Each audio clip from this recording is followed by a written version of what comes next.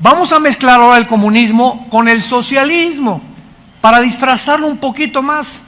Y vamos a apelar al mundo o al populismo, a las masas, de que realmente es el mejor sistema porque es el que va a favorecer a los pobres. Después vemos a la China, que es comunista, capitalista. Háganme el favor nada más. Entonces, estamos en un mundo donde al darse cuenta los políticos y los economistas de que ningún sistema es perfecto y que todos tienen grandes defectos, como dijo Winston Churchill, el exministro de Inglaterra, entre los sistemas políticos el mejorcito es la democracia, pero no es el perfecto. Entonces, estamos en un mundo donde los políticos están así. ¿Y ahora para dónde? Los economistas, el movimiento religioso, los filósofos, por todos lados vemos a un mundo que ha llegado, así lo podíamos imaginarnos, hemos llegado como a una pared inmensa donde no nos vemos imposibilitados a pasar al otro lado. O sea, estamos enfrentando problemas que son tan grandes y tan gigantescos para nuestra capacidad humana, que van mucho más allá de nosotros para poder resolverlos.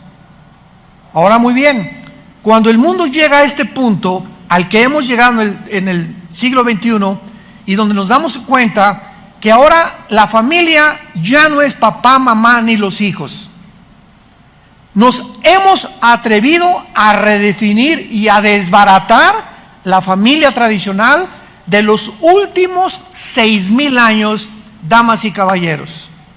Ahora puede ser entre un hombre y un hombre, una mujer y una mujer. Y al llegar a esta magnitud de problemas, donde hasta la moral, la familia, el matrimonio, la política se está redefiniendo, nos enfrentamos con la incógnita más grande. ¿Saben lo que produce enfrentarse a una pared y darte cuenta que tú no puedes resolver los problemas? La reacción normal es la ansiedad. La ansiedad. Vivimos un mundo, le venía platicando a mi esposa, donde vemos tantas caras que muchas veces las ves riéndose, pero en la mayor parte de la humanidad hay una ansiedad interna, una incertidumbre de qué va a pasar, que si se va a caer el peso, que si el petróleo en el Medio Oriente es una olla hirviendo, Europa desplomada económicamente, amenazas en Latinoamérica y América Latina de gobiernos, Estados Unidos, etcétera, etcétera. Y hay una ansiedad principalmente en nuestros hijos.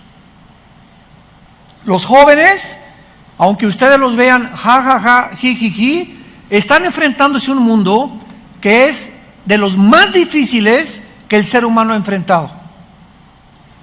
Por ejemplo, para compararlo, yo vengo de una generación de los 60, 70, y en esa generación recuerdo que fue el descubrimiento de los Beatles, el conjunto inglés que se fueron a la India a buscar y a meditar peace and love, y allá hicieron unos pasonzotototes que ya sabrán, le metieron al hashish, comenzaron con la marihuana, regresaron John Lennon a Europa, y entonces, como eran los modelos de la juventud, en mi época todos fumamos marihuana, hasta yo. Y nos arrepentimos de muchas cosas, ¿verdad? Porque a nadie se le recomienda. Pero era un tiempo en el que nos escondíamos, había un libertinaje sexual donde hubo el Woodstock famoso, que se juntaron los beatniks, los hippies. Mi hermano traía el pelo hasta por acá y siempre me lo encontraba y me decía peace and love. Y era una época en la que a través de las drogas nos quisimos escapar de la realidad, porque ya veíamos la guerra de Vietnam y las drogas y esto y el otro, y venían los conjuntos de rock metálico.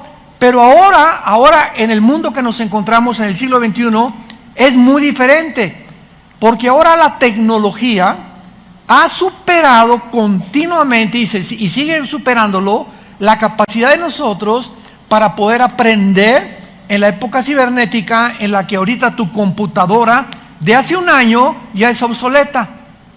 Y está tan rápido el avance de la tecnología y de la computación y de lo cibernético, que los jóvenes están, ¿verdad? Todos quieren meterse en ese mundo que está rebasando nuestra capacidad. Y ahora, la misma ciencia que ha producido todas estas computadoras, iPhone, iPads, etcétera, etcétera, está descubriendo que son dañinas para la salud. Y que si tú mantienes tu iPhone, escúchenme, cuando hables en el iPhone por teléfono, ponle mejor, ábrelo, para que no lo oigas aquí. Si tú lo tienes más de 30, 40 segundos, puede producirte un cáncer cerebral. Puede alterar tus neuronas, tu sistema neurológico del cerebro. Si tú estás leyendo, mi esposa ya casi la convenzo, porque le encanta leer libros en su iPad. Yo sigo comprando mis libros así, con papel y con todo, y los subrayo. Me choca verlo, porque si te mantienes viendo eso, emiten radiación. De alguna forma hay algo que está afectando la retina de tus ojos. Entonces, es increíble que lo que nosotros desarrollamos y creemos que va a traer la solución a los problemas, y vamos a la luna, y ahora esto, y todo eléctrico, y la robotización, y el transhumanismo, se vuelven contra nosotros mismos. Y cuando nos damos cuenta que el monstruo, el Frankenstein que estamos construyendo, nos está comiendo, y que no es como nosotros creíamos, viene la ansiedad, viene la frustración, viene lo que los ateos del siglo XX dijeron, la desesperación. Vivimos un mundo neurótico, un mundo desesperado, un mundo lleno de ansiedad de los niños, los jóvenes, un mundo degradado, es un basurero moralmente. Y ante esta situación, vemos nosotros en Isaías capítulo 24, que hace 2700 años, damas y caballeros santos de Dios, hace 2700 años, el profeta Isaías, cuyos rollos fueron encontrados, señores arqueólogos que nos visitan, paleontólogos o todos ustedes que se dedican al estudio del ser humano. Este libro de Isaías, con casi todos los del Antiguo Testamento, fueron encontrados para corroborar de que esto no es leyenda, ni lo inventaron, en los rollos del Mar Muerto, que se llaman los rollos de Qumran, 1947-1948. Pasaron por ahí un grupo de personas y encontraron en unas vasijas de barro estos rollos escritos en el hebreo original. Por ejemplo, el año que entra vamos a ir a Israel, si Dios lo permite, en junio, y cuando vayamos al Museo del Holocausto, todo en medio del Museo del Holocausto en Jerusalén, se encuentra todo el libro de Isaías, tal como lo encontraron en los rollos del Mar Muerto. Así está alrededor, ya lo puedes ver los papiros, ahí están los originales. Y es exactamente como lo tenemos en la Biblia. Así que por favor, mira, si tienes maestros ateos en tu escuela, ya están atrasados 50 años. Porque ya el ateísmo, como otro sistema de pensamiento, está siendo insostenible filosóficamente. ¿Escuchaste lo que dije? Cuando alguien se atreva a decirte soy ateo, ¿sabes lo que esa persona te está diciendo? Que él es Dios. Porque la palabra ateo, a es el prefijo que significa sin, teos, Dios, ateo, sin Dios. Cuando una persona dice yo no tengo que sujetarme a ninguna deidad, ni a ningunos mandamientos, ni a ninguna ley moral, porque para mí no existe nada fuera de mí mismo, en ese momento le contestas, pues tú eres Dios. porque te has endiosado. Porque en el momento que alguien rechaza algo trascendental, te estás convirtiendo en Dios. Y le contestas tú a tu maestro ateo, usted dice que no es que niega la existencia de Dios. Simplemente sabe por qué la niega la existencia de Dios, porque usted quiere convertirse en un Dios. Usted quiere hacer sus 10 mandamientos, sus leyes morales, sus leyes de conducta. A usted nadie le va a decir que es bueno y que es malo, ¿verdad? Amén, maestro. Y no te vas a saber qué contestar. Filosóficamente se demostró por los grandes filósofos como Kant hace algunos siglos en Europa que a través de la razón se podía contradecir la misma razón filosóficamente. Entonces, ¿en qué tiempo nos encontramos tan caótico? ¿Existe alguna razón bíblica para que podamos juzgar nosotros qué tan cerca estamos realmente del fin? Podemos afirmar con la Biblia que será dentro de 5 años, 10 años o 50 años este fin que la Biblia profetizó. Y la respuesta es claro que sí, absolutamente, porque Dios no nos ha dejado en tinieblas. Esta es la razón por la cual continuamente el Nuevo Testamento nos dice: velad y orad, velad y orad, que cuando el Señor venga no te encuentre así. La parábola de las vírgenes, que 5 tenían aceite, 5 no tenían aceite, que es el Espíritu Santo. Vino el Señor y se quedaron, porque tenían la Biblia, pero sin el aceite, sin el Espíritu Santo. O sea, no eran salvas realmente. El último mensaje a la iglesia de la Odisea, Apocalipsis capítulo 3. He aquí estoy a la puerta y llamo. Una iglesia que se decía cristiana y no tenía Cristo. Virgen del Socorro. He aquí estoy a la puerta y llamo. Cristo llamando a esta iglesia que lo dejaran entrar. ¿Cuántas iglesias que se dicen cristianas y tienen entretenimiento y tienen esto y tienen el otro, pero no tienen a Jesús? Increíble. Y de estas 7 iglesias del Apocalipsis, 5 son llamadas a arrepentirse. Démonos cuenta, damas y caballeros, santos de Dios, que esto es algo serio. Y si Cristo no llega hoy, ahorita saliendo, o mañana, o dentro de 12 días, o el próximo año, va a llegar a tu vida, tal vez hoy saliendo, si tú te mueres. Y tú puedes en cualquier momento caer muerto de un ataque cardíaco, te puede atropellar un carro, una bala perdida, una embolia cerebral. Llegas al médico: oiga, yo tomo vitaminas, me siento sano, discúlpeme, la radiografía dice que usted tiene cáncer y tiene usted una metástasis de cáncer donde ya se ha extendido y le doy 6 meses de vida. Y de repente todo en tu vida cambia de la noche a la mañana, cuando sabes que tienes días para enfrentarte con Dios como tu juez. Y tus planes que tenías, y tus proyectos que tenías, y todas las cosas con las que tú soñabas, de repente se reducen a la nada, por la realidad que todos nosotros queremos ignorar. Nos tenemos tarde o temprano que morir. Y la muerte no respeta a niños, ni jóvenes, ni tercera edad, ni cuarta edad, ni quinta edad, si es que existen. Entonces, estamos en un mundo muy incierto, donde vamos a tratar a través de esta serie a investigar, y ojalá le pido a Dios que todos ustedes en esta mañana hayan traído su Biblia.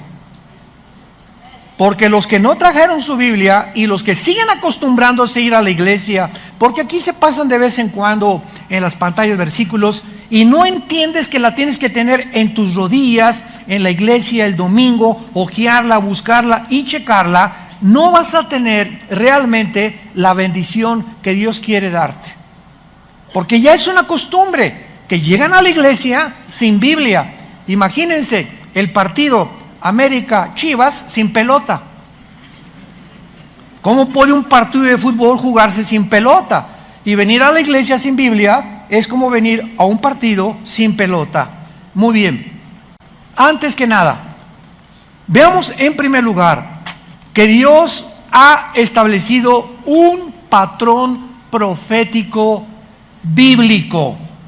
Dios ha establecido un patrón que va a gobernar toda la historia, como lo vamos a comprobar, desde el principio de la creación de los 6 días y el séptimo descanso, hasta que Jesucristo regrese. Este patrón, por eso es tan importante, y les pedí que traigan su Biblia, porque lo vamos a ver en la Biblia, ha influido al ser humano en muchas generaciones y en muchas épocas de la historia. El patrón que voy ahorita a compartirles, porque es el patrón de las semanas de su calendario. De las semanas en plural de su calendario, como un recordatorio de que Dios es el creador y el diseñador del tiempo. Nos va la Biblia a revelar que Dios tiene un plan perfecto para el universo, un propósito específico, y está compuesto y basado en este patrón de los 6 días y el séptimo de descanso, que se convierte en Israel. Tenía Israel días de años y días de semanas, y nosotros estamos apenas comenzando a penetrar en el mundo de la mente de Israel para descubrir, ¿verdad?, que por qué dijo Dios en el Salmo y en 2 de Pedro 3, un día es como 1000 años y 1000 años es como un día. Veamos pues nosotros este patrón de Dios. Cuando Dios creó al mundo, lo creó en una semana, la semana de la creación. Vayamos a Génesis capítulo 2 y veamos nosotros que cuando la Biblia dice 3 días, 2 días, 5 días, 7 ángeles, 15 años de prueba, 40 años de prueba, nunca, jamás Dios nos da un número, nunca, al azar o por coincidencia, como cuando Cristo con la mujer samaritana se quedó 2 días, lo vamos a ver con los samaritanos. ¿Por qué 2 días se quedó con los samaritanos? ¿Por qué cuando le hablaron a Jesús, Juan 11, ha muerto Lázaro? Jesús esperó 2 días. Otra vez se vuelve a repetir, lo vamos a ver más adelante, pero siempre que vean ustedes días o números, tienen un simbolismo profético. Porque Dios no pone nada más porque 4 o 5, no. Cada cosa que Dios pone en la Biblia tiene un simbolismo y un significado más profundo de lo que nos podemos imaginar. Vemos nosotros pues que en el capítulo 2 del Génesis dice: fueron acabados los cielos y la tierra y todo el ejército de ellos. Cuando la Biblia menciona el ejército, está hablando de los serafines, querubines, los ángeles y los hijos de Dios. La familia espiritual que Dios tiene en el cielo y que muchos de ellos se rebelaron contra Él. Y que esos que se rebelaron contra Él, que se les llama los hijos de Dios, cuando Babel, se juntaron en Babel, Génesis 11, para decirle a Dios: no queremos poblar la tierra, desobedecer el mandamiento, dispersen y poblen la tierra.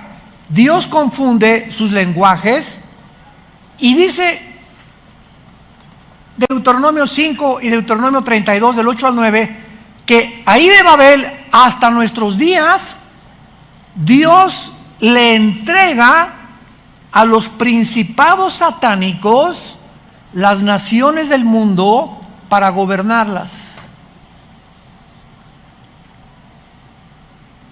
Y cuando llegamos a Daniel capítulo 10, ahí encontramos claramente que la Biblia nos revela que en los tiempos de Daniel, el principado de Grecia y el principado de Persia eran dos principados satánicos que controlaron el imperio griego y el imperio de los medos persas, el imperio de los romanos, de los babilonios, de los asirios, de los egipcios. Dios entrega todo esto a los poderes del mal. Y al mismo tiempo que Dios entrega a las naciones, otro capítulo después, en el capítulo 12 del Génesis, Dios llama a Abraham. Y entonces dice Dios, voy a hacer una nación para mí. Todas las naciones están infiltradas de dioses paganos, de idolatría, de hechicería, de brujería, como tú le quieras llamar. Voy a formar una nación que pueda, en medio de todas las naciones, dar testimonio de que yo existo, de que yo soy el único Dios verdadero. Y por eso Dios escogió a Israel. Y entonces pasa el tiempo y esta nación que Dios escoge para Él se pervierte también. Y se van tras los dioses Astaret, ¿verdad? Y Artemisa, Moloch, y a todos los dioses babilonios, a los dioses filisteos, etcétera, etcétera. Y entonces Dios le dice a Israel, me divorcio de ustedes. Así acabó Dios divorciado de Israel. Y ahí te ves, nos vemos al ratito. E introdujo Dios en su plan a nosotros la iglesia. Y en el día de Pentecostés, ¿por qué creen ustedes que el fenómeno fueron las lenguas? Casi la mayor parte de los cristianos se han ido con la finta, ¿verdad? Que las lenguas y que esto y que el otro, sin darse cuenta que las lenguas era una señal profética de que en ese momento Dios oían en su idioma, porque eran lenguajes, es la palabra glosa en el griego, que es un lenguaje conocido, no no es una jeringosa como la que oímos casi siempre, es un lenguaje conocido que tiene que haber una interpretación de acuerdo a la Biblia para que sea genuino realmente. Y en ese momento el idioma hebreo iba a las naciones y en su idioma judío escuchaban el evangelio.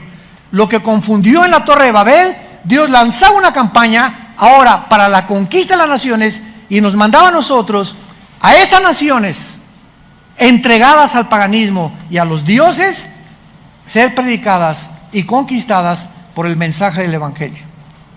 Id a Tlalnepantla, eso dice. Lleguen hasta Tlacomulco. Id al mundo. Comiencen en Jerusalén, Samaria y hasta el último de la tierra. Porque todas las naciones fuera de Israel estaban entregadas al paganismo. Ahorita Israel está guardadita para que cuando venga la tribulación, ahí Dios va a tratar con ellos. Pero les estoy dando un panorama general para que vean ustedes que Dios tiene un plan en la historia. Que nada de lo que sucede es accidental. Que nada es coincidencial. Hay un plan determinado de su anticipado consejo y preconocimiento para que las cosas suceden como Él mismo lo estableció. Entonces la Biblia nos revela que este ejército que Dios tiene y que menciona en el capítulo 2, dice la Biblia, y acabó Dios en el día séptimo, Génesis 2:2, la obra que hizo y reposó el día séptimo de toda la obra que hizo, y bendijo Dios el día primero. ¿Eso dice? ¿Ya ves por qué no traes Biblia?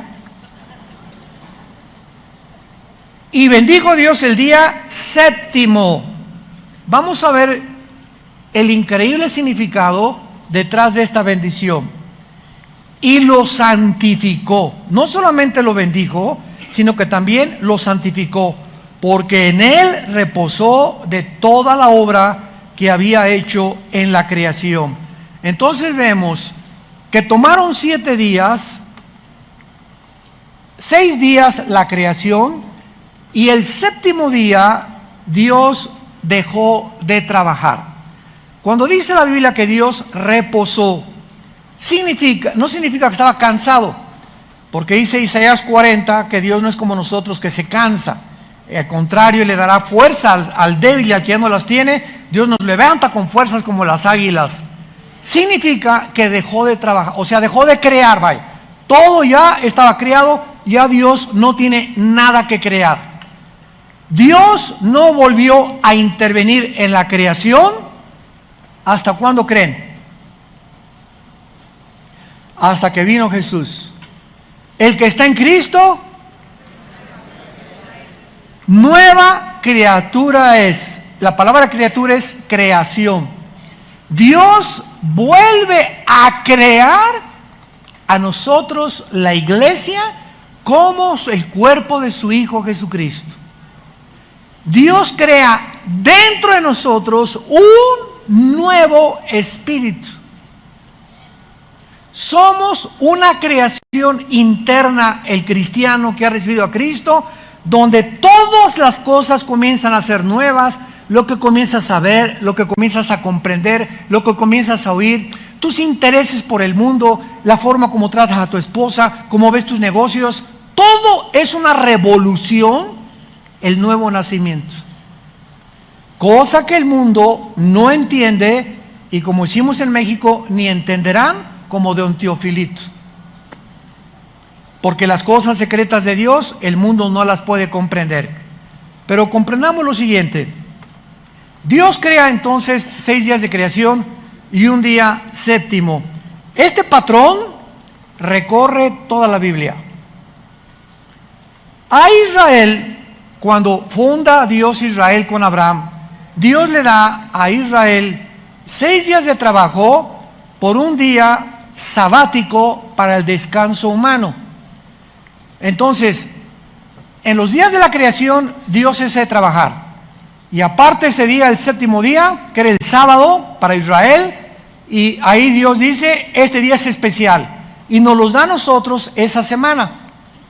Y entonces, cuando Dios le da esa semana a Israel, vayamos rápidamente a Éxodo 16 y comprendamos la razón del sábado que Dios le da a Israel y las características o los secretos que se encuentran detrás de cada cosa que Dios hace en la Biblia. Esto es maravilloso. Y Éxodo 16, versículo 22 en adelante. En el sexto día recogerán doble porción de comida, 2 gomerés para cada uno. Y todos los príncipes de la congregación vinieron y se lo hicieron saber a Moisés. Y él les dijo, esto es lo que ha dicho Jehová. Mañana es el santo día de reposo, o sea, el séptimo, ¿verdad? El reposo consagrado a Jehová, lo que habéis de cocer, cocedlo hoy, y lo que habéis de cocinarlo, cocinarlo, y todo lo que os sobrare, guárdenlo para mañana. Ellos lo guardaron hasta la mañana según lo que Moisés había mandado, y no aguzanó ni hendió. Dios tenía tanto interés de que les taladrara el pensamiento a los judíos, de que ese día, el sábado, era tan importante para él, que cuando no tenían de comer, les mandó el maná. Y les dijo, ahí los probó Dios para ver si lo tenían bien taladrado y tenían sus convicciones profundas. Durante 6 días, recoge el maná, recojan el maná. Las personas que recojan y digan, híjole, pero ¿nos alcanzará para mañana? ¿Y si se me pudre hoy? No. A ver, vieja, échale aquí, guárdalo aquí, unas bolsitas de plástico, unos doggy bags, y vamos a llevárnoslos aquí por si nos echa a perder. Los que amontonaban para el sábado, dudando que Dios no los iba a proveer, se les pudría y se les echaba a perder. ¿Cuál era la razón por la cual se les echaba a perder? Porque Dios, vamos a ver primero la salud. Nunca se han preguntado ustedes, señores ateos que nos ven por la televisión o si los hay aquí presentes, nunca se han preguntado ¿Quién inventó la semana de 7 días?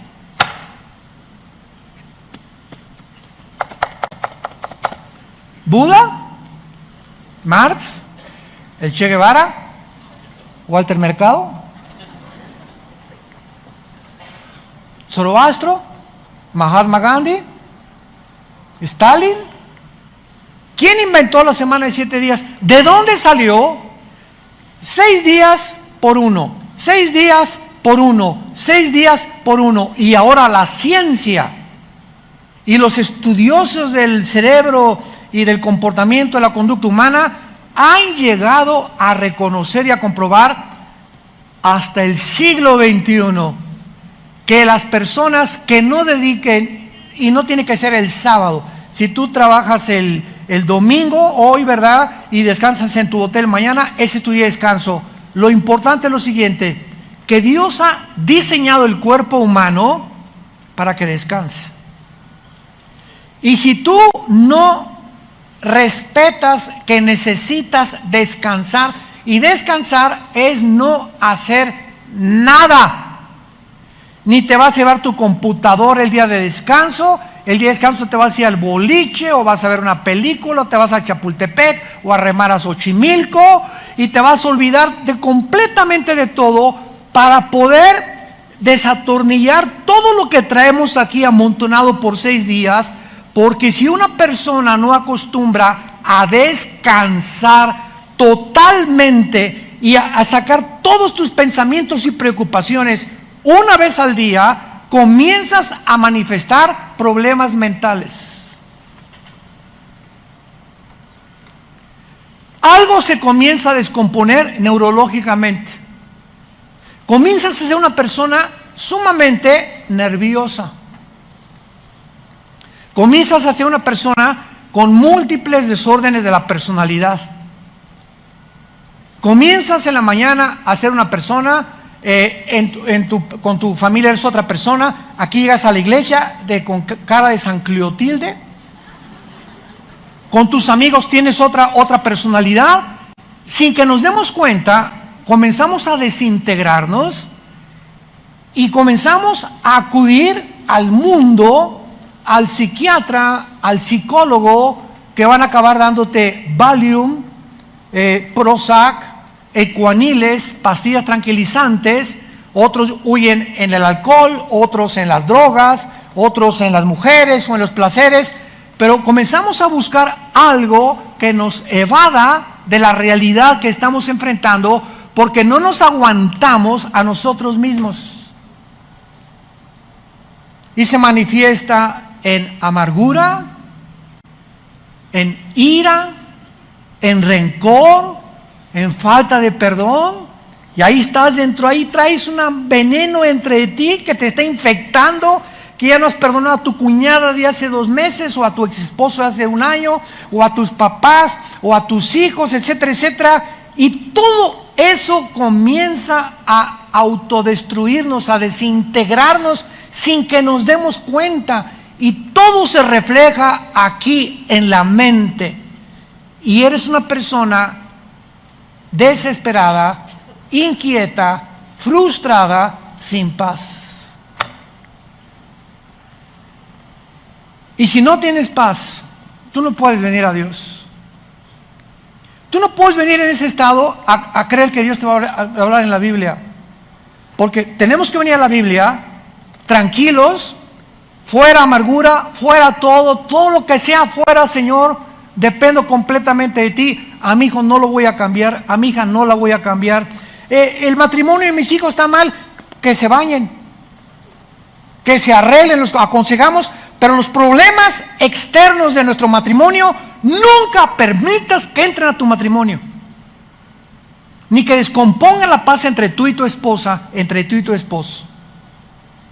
Yo les he dicho en los seminarios que tenemos allá en la Riviera a los matrimonios de nuestros hijos, oramos, pero nosotros no somos dioses para cambiarlos. Y les aconsejamos. Pero tú no puedes estar 3 meses, hermano, y mi hijo, y ya se quiere usar. Si quiere, bueno, que se divorcie y que recoja sus responsabilidades y las decisiones que él está tomando. No podemos ya pagar por los demás, entendámoslo. Ezequiel 18, los padres no son culpables de los pecados de los hijos, ni los hijos de los pecados de los padres. Necesitamos paz. Y necesitamos entregar toda nuestra ansiedad a la cruz. Padre, ahí está mi hijo. Yo no soy Dios, yo no voy a cambiar a mi hijo, no voy a cambiar a mi nuera, ni a mi yerno tampoco, no voy a cambiar a mi perro tampoco, que ladra y ladra todas las noches, no voy a cambiar no vamos a cambiar a nadie. Quisiéramos tener los hilos, ¿verdad? Y controlar las vidas de todos los demás. Y ese fue mi hijo, que se vaya. Ya Dios nos los entregó y oramos por ellos, y si les va mal, van a aprender a través de lo que les vaya mal, pero no podemos afectar la corta vida que Dios nos ha dado con problemas de los demás. Lo único que podemos orar es orar. Que México por aquí y por allá, no podemos cambiar al gobierno. Dios permite los gobiernos que tenemos. La única forma es orar por los gobernantes. Vamos a hacer un desfile en la calle, arriba la bandera, muere el gobierno. Eso los cristianos no lo podemos hacer. Somos la conciencia y podemos decir, estamos en contra del aborto, estamos en contra de los matrimonios gays, estamos en contra de estos, pero jamás hacer protestas ni unirnos a desfiles en contra del gobierno. Romanos 13, porque las autoridades han sido establecidas por Dios. No hay nunca en el Nuevo Testamento, escuchémoslo, nunca ningún apóstol hablando mal contra Roma, que fue el peor gobierno que ha habido en la historia, que los echaban a los leones. ¿Y qué dice la Biblia? Romanos, Pablo, Pedro, oren por vuestros gobernantes, sométanse a sus autoridades. Cuando ya no podemos someternos, es cuando nos digan, no se puede leer la Biblia, discúlpeme, ahí sí no nos sometemos. Ya no se pueden reunir, discúlpenos, y ahí no nos sometemos. Tenemos que someternos. Por eso los cristianos se reunían en las catacumbas, se escondían, porque el gobierno de Roma no les podía prohibir reunirse, porque era una ley que estaba invalidando una ley superior, que era la ley de Dios. Es como una esposa: esposo, estoy sujeta contigo y te obedezco, pero a mí no me obligas a ver pornografía, a mí no me pones una mano, porque eso no es sujeción, eso es mansedumbre. Entonces todo tiene límites, y esos límites los tenemos que conocer, porque si no los conocemos, somos víctimas de las personas y del diablo, que las usa para quitarnos la paz, para atormentarnos y para abortar el plan de Dios en nuestra vida. Porque no traemos la Biblia ni siquiera el domingo a la iglesia, y si la leemos entre semana, allá de vez en cuando, cada 15 días. Muy bien, esta semana que Dios le da a Israel tiene un trasfondo mental y psicológico también. Necesitamos descansar. Necesitamos descansar. Acostumbra, disciplínate un día a la semana, no hacer nada.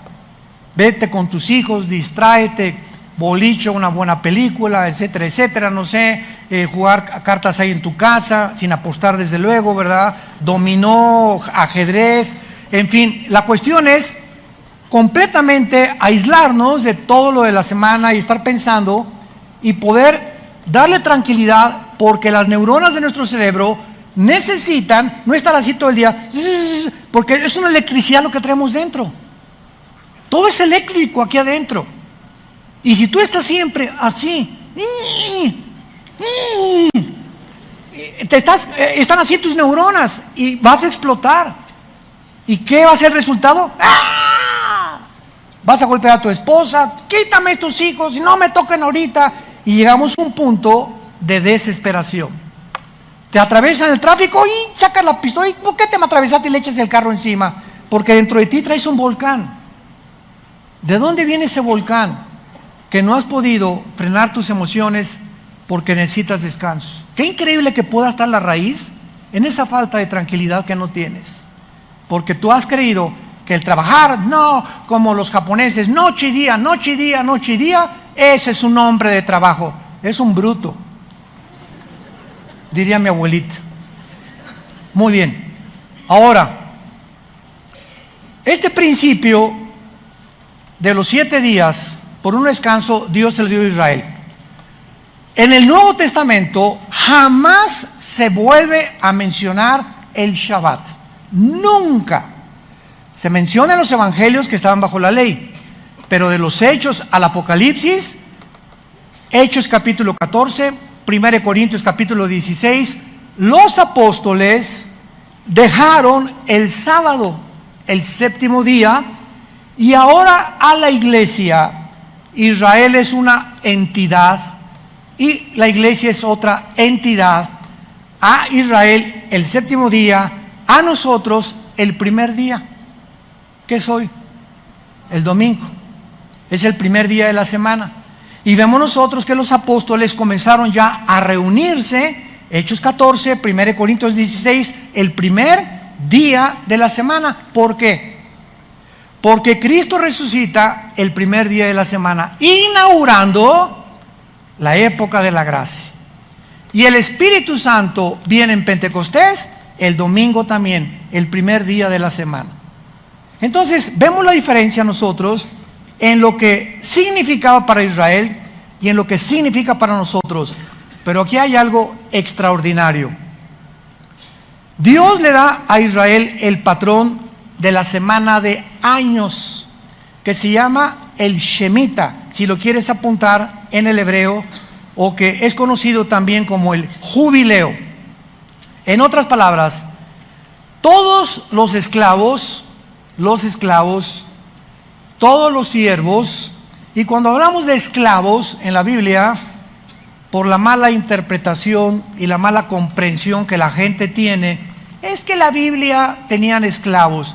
La palabra doulos, se escribe doulos en el original, no significa una persona que tienes para humillarla, como lo hicieron en Estados Unidos con los afroamericanos, ¿verdad? Que los latigueaban, y un esclavo, creemos nosotros que tú vas a hacer lo que yo quiera y tu esposa es mía, o lo que, etcétera, etcétera. Eso es la esclavitud completamente llevada al extremo.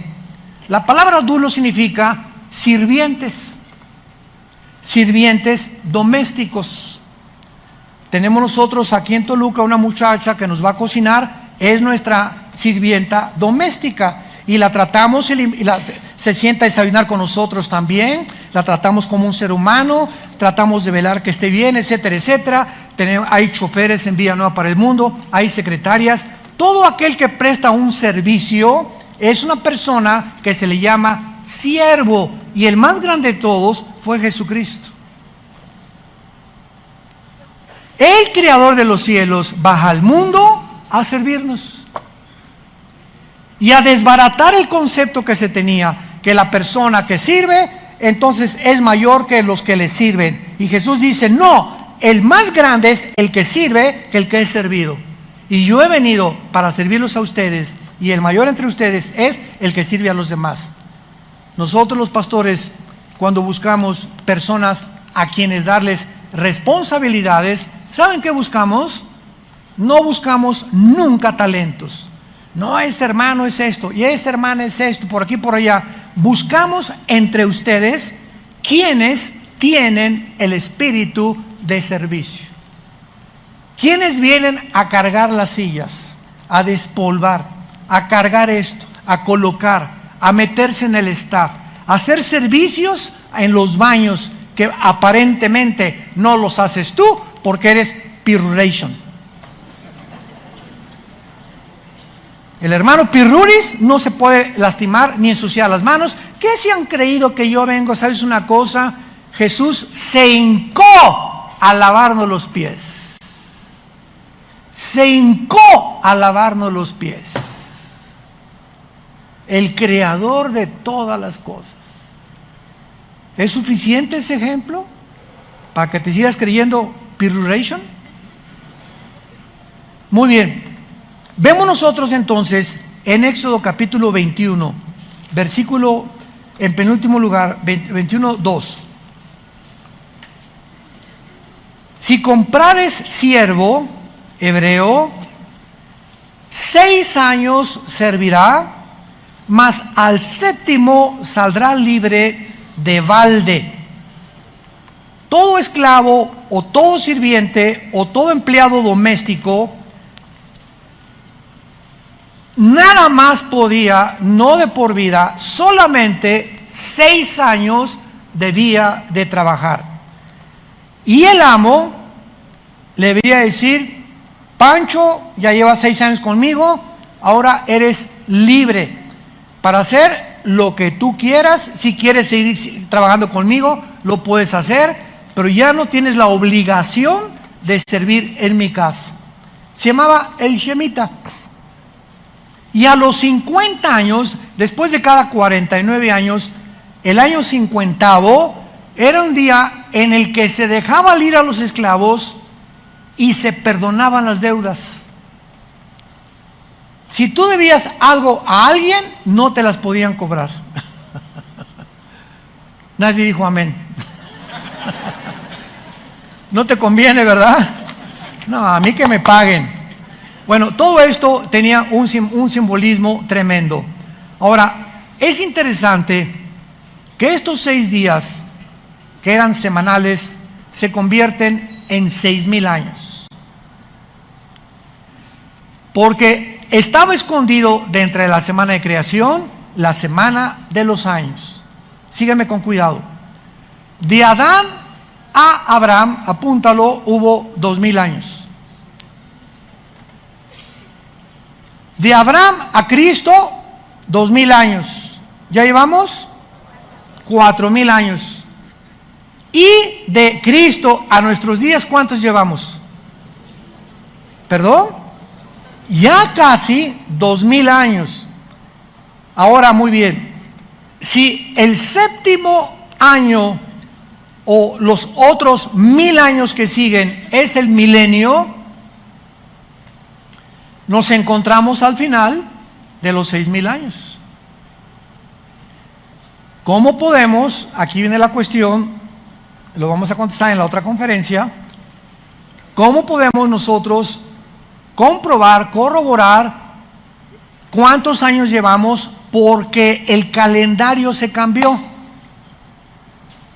El Papa Gregorio cambió el calendario de los judíos lunar de 360 días al calendario solar que nosotros tenemos de 365 días, minutos y segundos.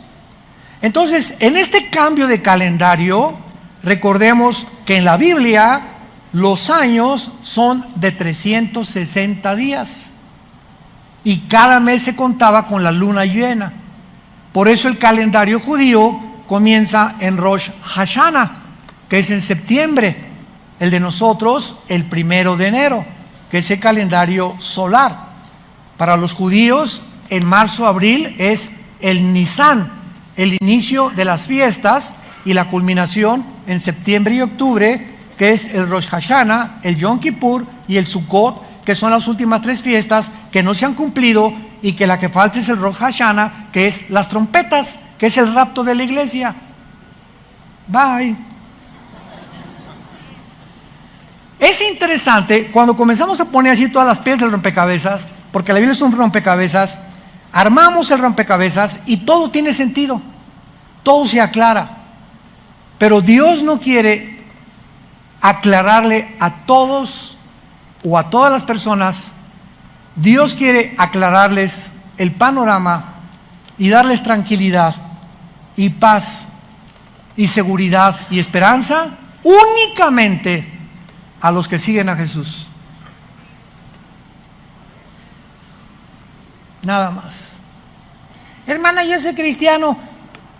Una cosa es ser cristiano y otra cosa es ser discípulo. Juan 8, 31 y 32.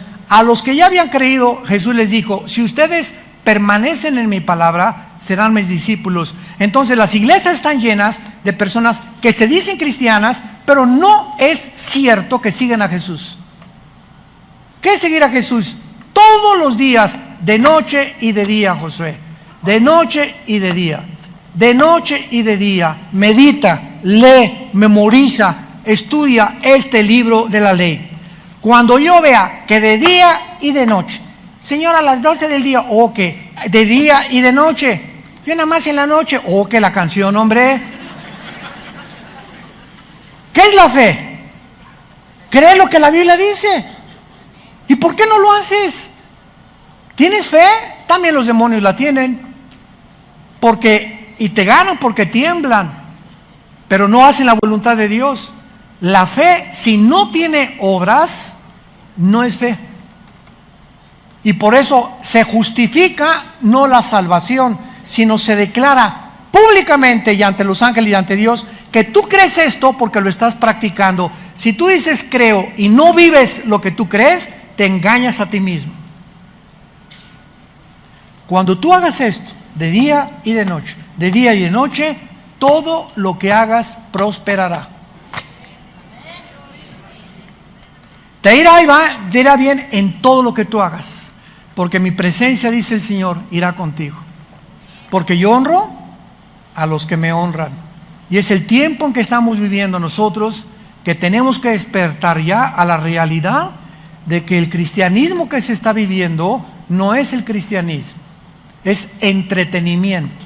Las iglesias ahora son discotecas para entrenar, hasta humo y luces y por acá y por allá, y mantener a la gente aquí, acá, y jamás pecado, ni arrepentimiento, ni que es la vida cristiana, ni la necesidad de seguir a Jesús. Simplemente un circo ataide.